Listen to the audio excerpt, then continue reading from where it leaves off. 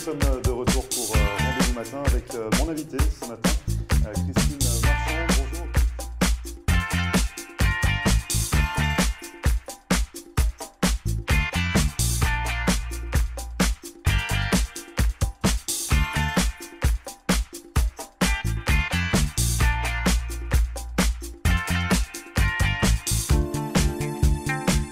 Bonjour à tous, bienvenue, merci de regarder Rendez-vous Matin. Nous sommes le lundi 4 septembre et ce matin, nous allons parler fiscalité immobilière avec Olivier Sureau qui est expert comptable à Jade Fiducial. Mais alors, à quoi faut-il penser lorsque l'on achète un bien immobilier ?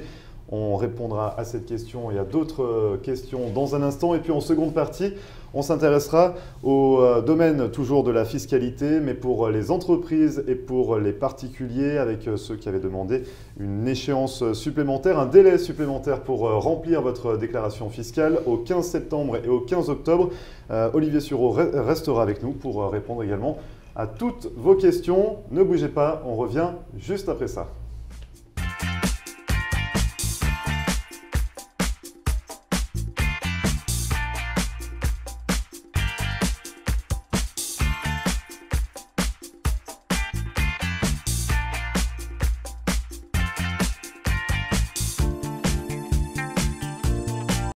Voilà une brillante idée. Si votre lampe est cassée, si votre lustre de collection a besoin d'un recablage ou pour toute autre réparation de luminaire, ayez le réflexe The Light Switch. Avec plus de 30 ans de savoir-faire dans le domaine de l'éclairage, Philippe Bartolomucci saura donner une seconde vie à tous vos luminaires. Dans sa boutique installée à North Miami, vous trouverez des centaines de lustres et d'éclairages différents. Et si vous souhaitez une création unique pour votre intérieur, Philippe Bartolomucci, qui dispose également d'un véritable talent artistique, saura combler toutes vos envies. Cet architecte de la lumière sera à votre écoute afin de créer un lustre et des abat-jours sur mesure directement dans son atelier. Alors pour plus d'informations, n'hésitez pas à contacter Philippe Bartolomucci au 305 895 0264 ou à vous rendre directement dans sa boutique située à North Miami.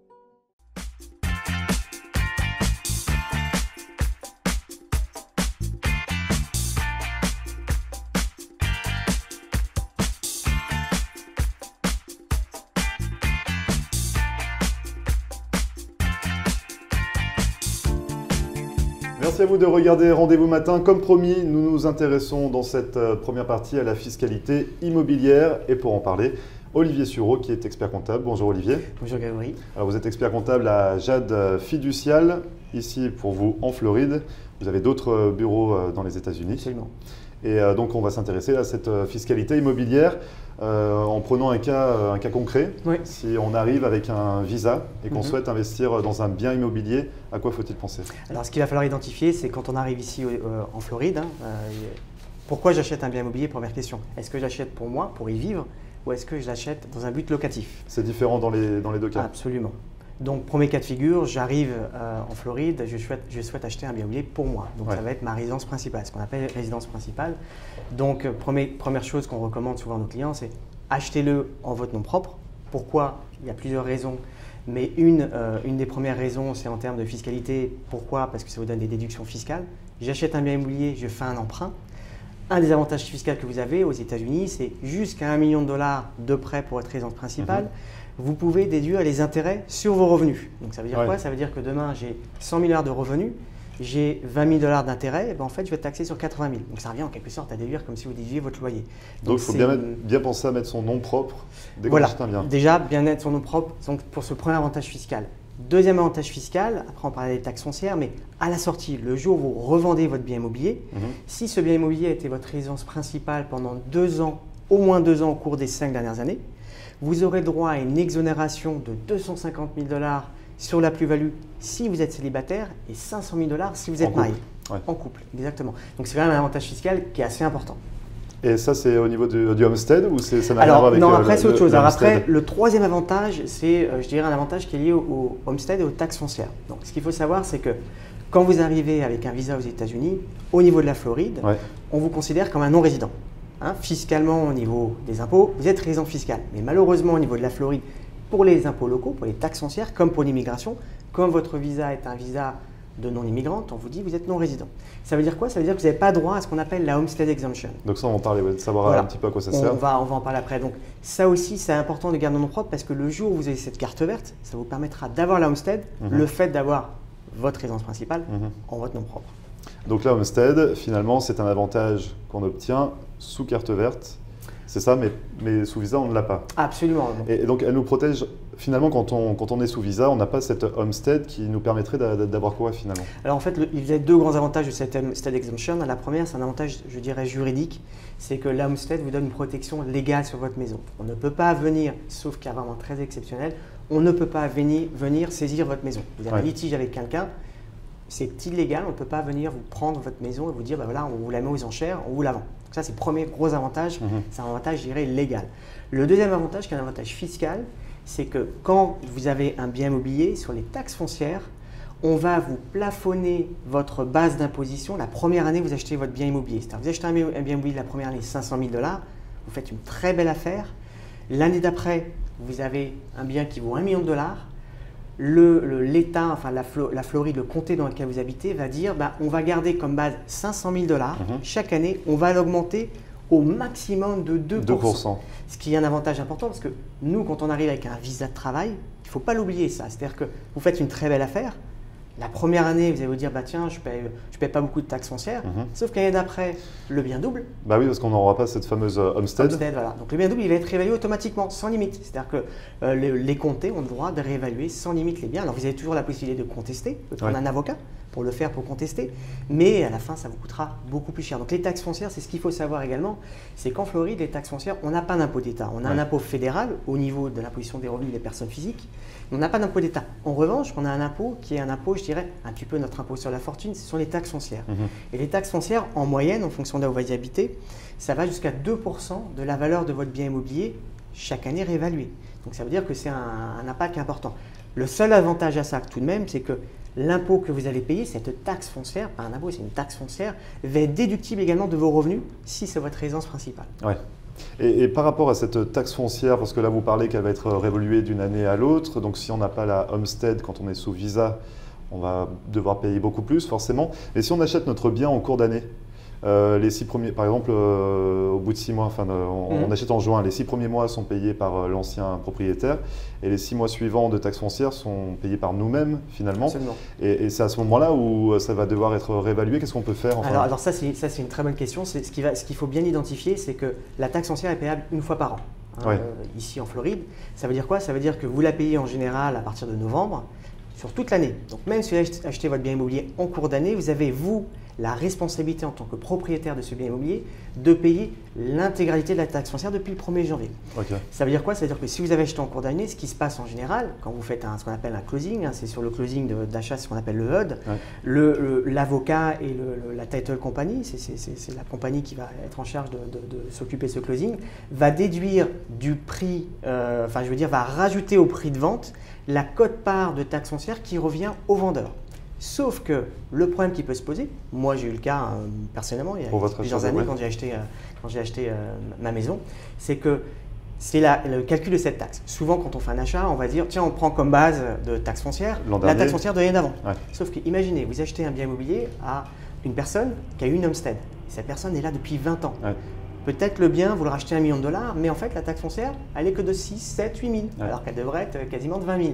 Et ce qui va se passer, c'est que là où ce qui peut être un petit peu dangereux, c'est que si on se base sur l'année d'avant, on va se retrouver, vous, en fin d'année, le comté va vous dire, par exemple, Miami-Dade ou Broward va vous dire, vous devez payer $20 000, et là vous dites, mais attendez, je ne comprends pas. Moi, le vendeur, il m'a payé 4 000. Enfin, il m'a dit que c'était 8 000, donc il a payé de sa poche 4 000, puisqu'il me l'a remboursé sur le closing. Donc maintenant, les autres 6 000, parce que c'était 10 000 qui auraient dû me payer, il faut que j'aille prendre un avocat, il faut que j'aille aller lui réclamer. Donc en général, vous avez des garanties, mais il faut quand même aller réclamer, ça prend du temps. Donc nous, moi, ce que j'ai fait personnellement, par exemple pour mon achat à moi, et je trouve que c'était pas mal, c'est au moment de l'achat, j'avais dit, ben voilà, ce qu'on fait, c'est qu'on calcule la taxe foncière basée sur le prix auquel j'achète la maison. Oui. Par exemple, vous achetez une maison qui vaut 500 000, on se dit, on calcule la taxe foncière sur 500 000, donc ça fait, on calcule par exemple sur 10 000. Oui. Et ce qu'on dit, c'est que l'excès, c'est-à-dire qu'on va prendre sur la taxe foncière d'année d'avant, par exemple elle était à 4 000, et donc la moitié est à la charge du vendeur, donc 2 000. Et par contre, l'extra que le vendeur doit payer, donc les 5 000, donc 3 000, puisque ça fait 5 000, on va les mettre sur un compte séquestre. Donc vous les bloquez. Voilà, vous les bloquez. L'avantage de faire ça, c'est que le jour où vous recevez votre avis d'impôt de taxe, donc vers le mois d'octobre, tout de suite, vous pouvez débloquer l'argent, faire les paiements. En général, ce qu'il faut savoir de toute façon, c'est que les taxes sont quand même toujours sous-évaluées par rapport au vrai prix, parce qu'ils font exprès pour ne pas avoir trop de litiges. Mais bon, parfois, il y a des abus, mais en général, ils le sous-évaluent, donc vous êtes toujours protégé. Et ça, c'est une petite chose qui est sympa quand on achète, d'y penser, c'est pour éviter ces surprises. Parce qu'on a eu, nous, des clients qui ont eu ces surprises-là, c'était compliqué. Ça évite les avocats, ça évite c'est pour aller compliqué pour aller récupérer chercher l'argent. l'argent. Et vous imaginez, la personne vous a revendu, elle repart vivre en France, en Amérique du Sud. C'est impossible après d'aller les chercher. Donc ça, c'est vraiment la majorité de la fiscalité immobilière au cas où on achète un bien immobilier pour y habiter soi-même. Absolument. Et si on souhaite le louer, ça se passe comment? Alors si vous souhaitez louer, il faut penser à deux aspects. Alors pareil, l'aspect juridique, c'est bien toujours de consulter un avocat pour ça d'ailleurs. Donc l'aspect juridique, c'est vous protéger. Parce qu'il faut savoir qu'aux États-Unis, il y a des conflits, il y a énormément de conflits de litiges juridiques. C'est pour ça qu'il y a autant d'avocats, parce qu'il y a beaucoup de conflits. Donc une des façons de vous protéger sur votre maison, comme ce sont d'autres personnes qui vont y habiter, au-delà d'avoir des assurances, il faut avoir des assurances, ce qu'on appelle les liability.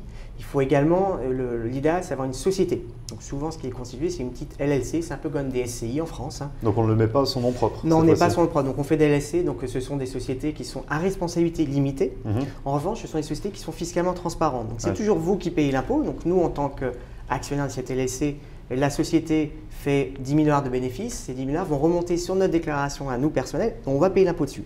L'avantage du locatif aux États-Unis par rapport à la France, par exemple, notamment du résidentiel, c'est qu'on peut amortir un bien immobilier. Vous achetez un bien immobilier demain qui vaut 500 000 $, vous le mettez dans une LLC, on va évaluer entre la partie construction et la partie terrain. Donc en général, nous on se dit, quand c'est un condo, on dit c'est 80 construction, 20% terrain.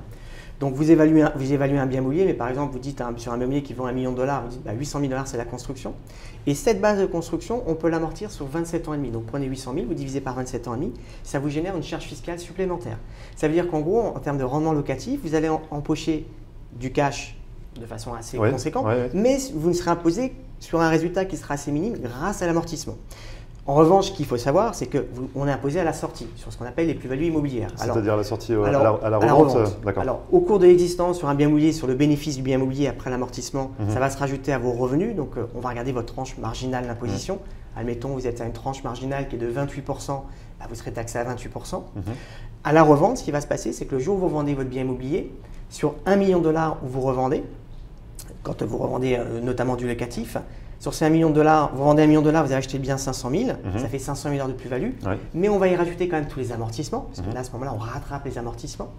Et sur cette partie des amortissements, vous serez taxé à 25% sur l'accumulation des amortissements, mais sur le reste de la plus-value, l'imposition maximale sera de 23,8% si vos revenus globaux sont supérieurs à 400 000 $, si vous êtes célibataire, et 450 000 $ si vous êtes marié. Sinon, ça peut être au minimum de 15%. Donc la fiscalité à la sortie est quand même relativement… C'est ça qui est assez intéressant en immobilier, c'est qu'on est imposé sur un montant forfaitaire à la sortie, donc assez minime, et au cours d'exploitation du bien immobilier, grâce à l'amortissement, on est très peu taxable. Donc ça, c'est assez intéressant. Et donc du coup, le fait de mettre en société, ça ne vous fait pas perdre ces avantages-là. Donc c'est assez intéressant, donc ça vous permet d'optimiser. Et puis ça vous permet également de justifier un certain nombre de charges, de frais qui sont facilement déductibles dès lors qu'on peut les justifier professionnellement. Donc on a été complet sur la fiscalité immobilière, que ce soit pour y habiter ou pour le louer. Le bien immobilier. Vous restez avec nous. Dans une seconde partie, nous allons rester dans le domaine de la fiscalité. Aujourd'hui, on parle fiscalité. On va s'intéresser aux 2 prochaines échéances, du 15 octobre et juste avant du 15 septembre, pour les entreprises et les particuliers. Vous restez avec nous? Très bien. On revient juste après ça, ne bougez pas.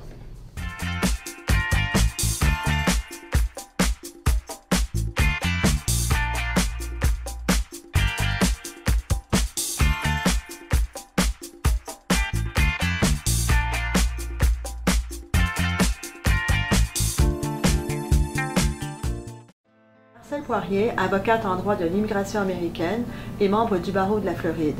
Ma vocation est de conseiller mes clients et de protéger vos intérêts afin que vous soyez en mesure de réaliser votre rêve américain qui est toujours bien vrai et réel aujourd'hui. Surtout, n'oubliez jamais qu'un mauvais conseil légal peut vous coûter votre futur et celui de votre famille. N'hésitez pas à nous contacter par téléphone ou sur mon site internet à marcelpoirier.com et nous serons très heureux, mon staff et moi-même, de répondre à vos questions et de vous recevoir au cabinet, j'espère très bientôt.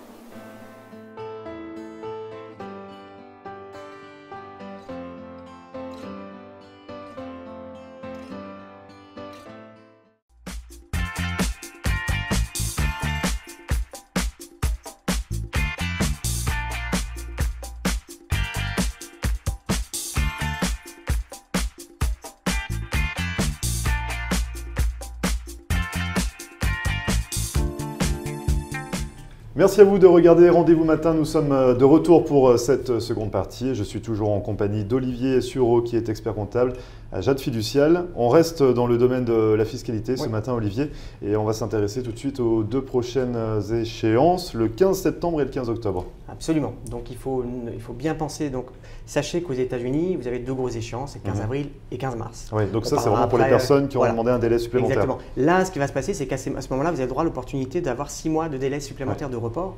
Donc ça, ces deux dernières échéances, c'est l'ultime échéance pour déposer sa déclaration fiscale. Après, on n'a plus de délai. C'est maintenant ou jamais. Après, c'est pénalité. Est-ce qu'on peut détailler le 15 septembre pour qui, le 15 octobre pour qui? Voilà. Alors, ce qu'il faut savoir, en plus, il y a eu des changements cette année. Donc, pour cette année, le 15 septembre, vous allez devoir déposer des déclarations fiscales au niveau des sociétés pour deux types de formes de sociétés. Vous avez les LLC. Alors, les LLC, ce sont des Limited Liability Company. C'est un petit peu comme l'OSRL en France. Ce sont des entités qui sont fiscalement transparentes. Donc, comme une SRL au niveau de la responsabilité limitée, mais en revanche, elle est transparente. Ça veut dire que c'est l'associé actionnaire qui paie l'impôt à hauteur de sa quote-part de résultat. Donc ça, ce sont les LLC. Et les S-Corp, c'est la même chose. En fait, les S-Corp, c'est un petit peu aussi comme des SARL qui ont opté pour le régime de famille. Donc, ce sont des sociétés qui sont fiscalement transparentes, aussi à responsabilité limitée, et donc qui doivent déposer leur déclaration fiscale. Donc, ces deux types de formes juridiques. Ça, c'est le 15 septembre. C'est le 15 septembre dont il faut bien penser. Dernière échéance, 15 septembre. Deuxième échéance, 15 octobre. 15 octobre, ça va être les corporations. Alors, c'est l'équivalent un petit peu de nos SA en France, nos sociétés anonymes. Donc, ça, c'est les grosses, un peu plus grosses sociétés. Avant, c'était le 15 septembre d'ailleurs pour ces sociétés-là. Maintenant, c'est le 15 octobre. Donc, c'est tout récent. Donc, c'est tout récent. C'est ça date de cette année. Et la deuxième chose, c'est les déclarations individuelles, donc personnelles.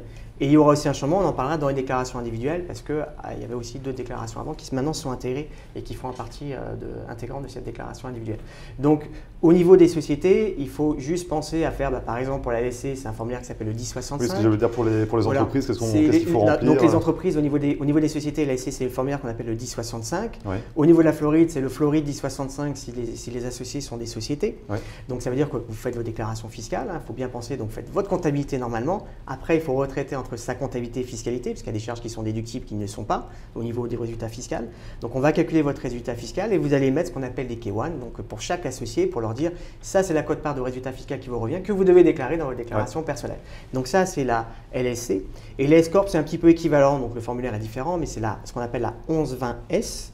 Et la S-Corp, pareil, va faire une déclaration fiscale, elle va partir de son résultat comptable qu'on va sortir, elle va arriver à son résultat fiscal, et de son résultat fiscal, elle va émettre, pareil, ce qu'on appelle des K1, et quote-part de résultat qui remontera à chacun des associés. Donc ça, c'est pour ceux qui sont concernés le 15 septembre. Absolument. Pour le 15 octobre, est-ce que les corps, c'est les mêmes documents ou il y a des 15 documents octobre, différents? le corp, c'est pareil, ce sont des formulaires, ça s'appelle le 1120. La différence, c'est que la corp, c'est elle qui paye son impôt. Autant les SAS Corp n'ont pas la charge de payer leur impôt, autant les corps, elles doivent payer leur impôt. Donc au 15 octobre, il faut non seulement s'assurer que quand on a fait une extension 15 avril, on a bien calculé son impôt, être sûr qu'on n'a rien oublié, et puis aussi continuer à payer. Sachez également qu'on a des acomptes d'impôt aussi à faire. Il y a des acomptes d'impôt qui sont à faire chaque trimestre, 15 avril, 15 juin, 15 septembre et 15 janvier pour les individuels et 15 décembre pour les corps.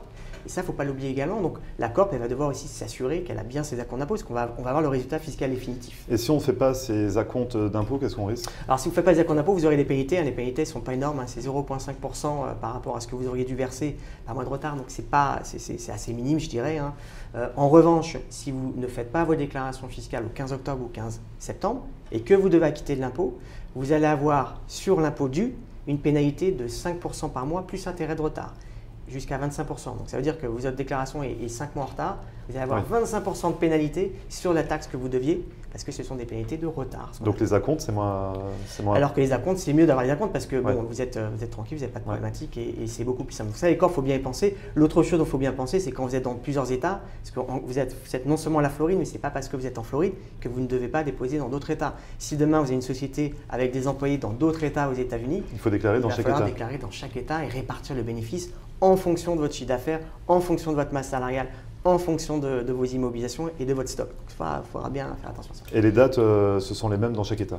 Et les dates, ça peut varier, mais les dates de façon générale sont calées sur le fédéral, c'est-à-dire qu'avant c'était 15 septembre, mais la plupart sont calées aussi sur le 15 octobre au niveau des dates. Pour les individuels, qu'est-ce qu'il… Sachez que par contre, évidemment, que la Floride, on a le droit à 15 jours de rabais, excusez-moi, la Floride, la date limite pour la Floride, pour la déclaration de la Floride des corporations, c'est le 1er novembre.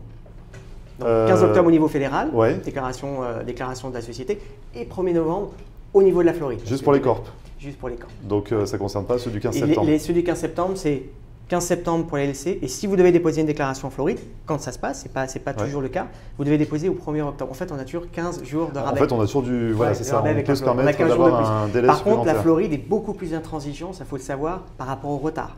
La Floride, pour vous donner un ordre d'idée, si vous avez oublié de payer vos impôts au 15 avril, par exemple de la Corp, la Floride va vous refuser votre extension si l'impôt est plus de $2 000. Donc, ça veut dire que vous allez payer, même si vous filez au 15 octobre, vous allez avoir des pénalités de chaque retard. mois. Ah oui. Et ça peut être très très haut. La Floride, il faut savoir de façon générale, c'est que n'accorde pas de délai de grâce. C'est le cas au niveau fédéral. La Floride est un État très très dur, beaucoup plus dur que les autres États. Et c'est quasiment impossible d'aller voir la Floride pour dire je ne savais pas ou donnez-moi, c'est la première fois. Ça ne marche pas. C'est très compliqué. Donc, il vaut mieux être dans les temps.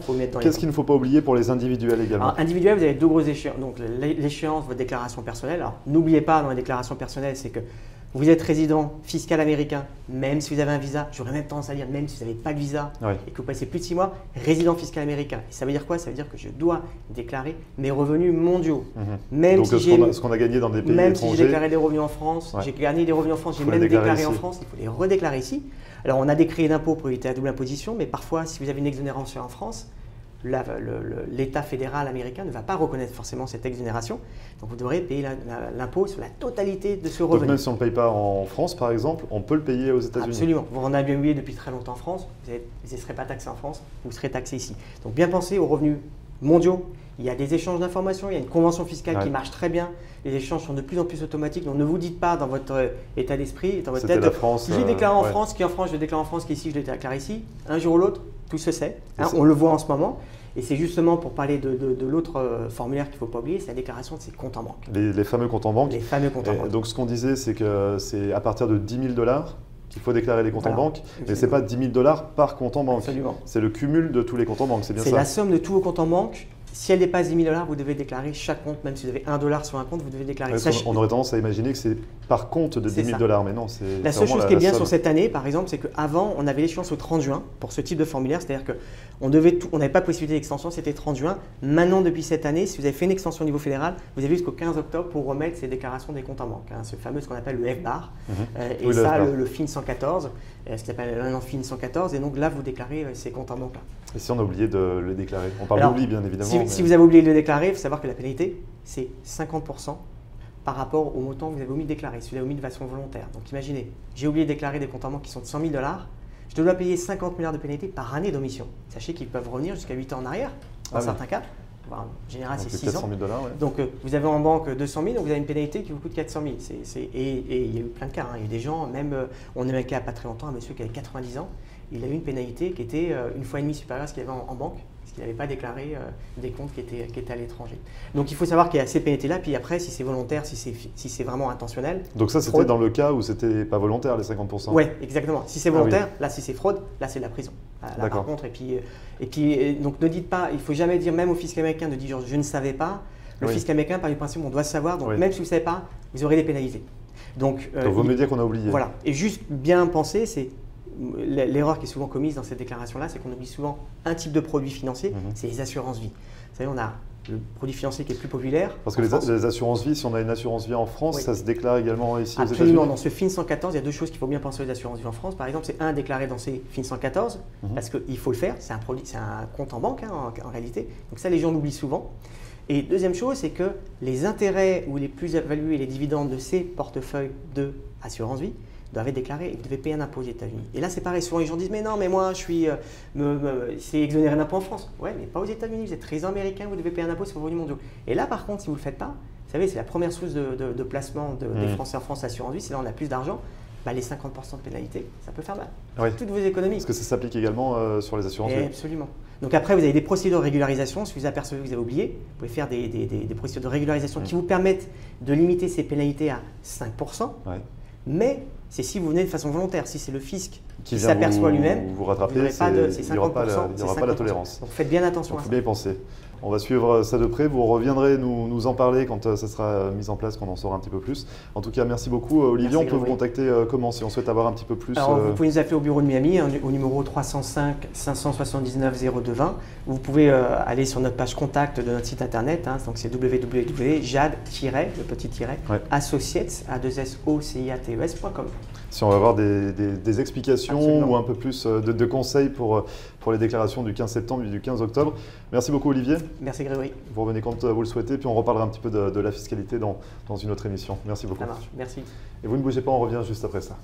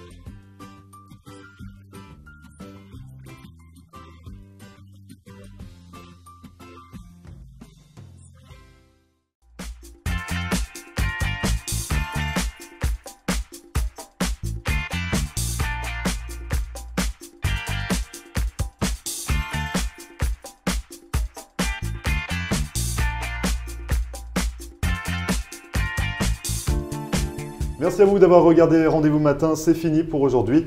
Une émission, vous le savez, à retrouver en podcast, comme à chaque fois sur notre page Facebook, floride.tv. N'hésitez pas non plus à nous contacter par mail, floride.tv@gmail.com. En attendant, je vous souhaite une excellente journée et on se retrouve demain pour une nouvelle émission dès 9h. À demain.